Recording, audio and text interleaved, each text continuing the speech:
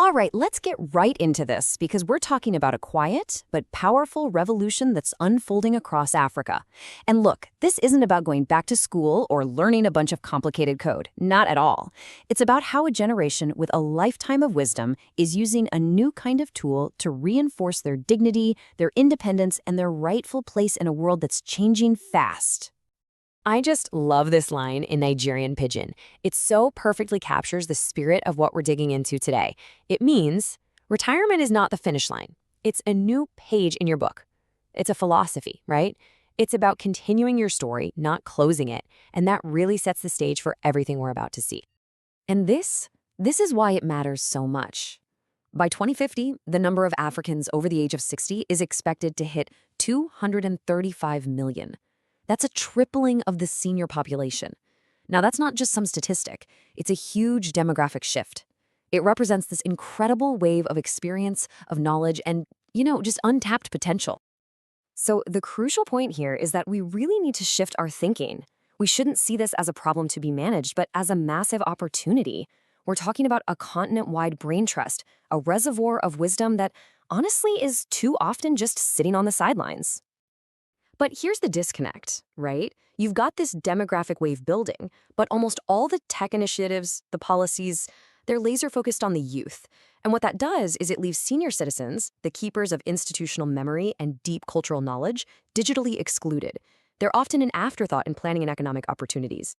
That intense focus on youth creates what we can call the experience gap. It means for so many seniors, daily life is just filled with these unnecessary hurdles and frustrations that, frankly, technology could solve in a heartbeat. And these aren't just abstract ideas. These hurdles are very real. I mean, look at this. Pension coverage in sub-Saharan Africa is shockingly low. You've got a huge majority of retirees in a country like Nigeria who feel completely lost with their smartphones. Small business owners are struggling with basic records. Health info becomes a confusing mess. And that vital mentorship link between generations, it's often broken. These are the real-world daily struggles. And this just puts a human face on all that data.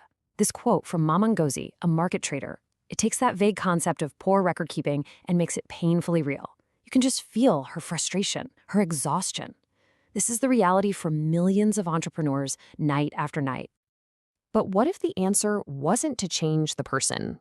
What if it was just about giving them a better tool? This is where the whole mindset shifts. We're talking about AI not as some scary, complicated tech, but as something much simpler, a personal helper. And that right there, that's the core question. It reframes the whole conversation. This is not about sending elders back to a classroom to catch up with everyone else. No. It's about handing them a tool that respects the wisdom they already have and just makes their lives easier. This is exactly how we should think about AI. Forget all the jargon. It's like a perfect assistant. It never sleeps, never forgets, never gets tired. Or even better, I love this analogy. It's like a helpful, patient grandchild who's right there on your phone, always ready to help you out, no questions asked. This little chart just lays out the relationship perfectly. You are the boss, not the student. Your lifetime of experience, that's the fuel.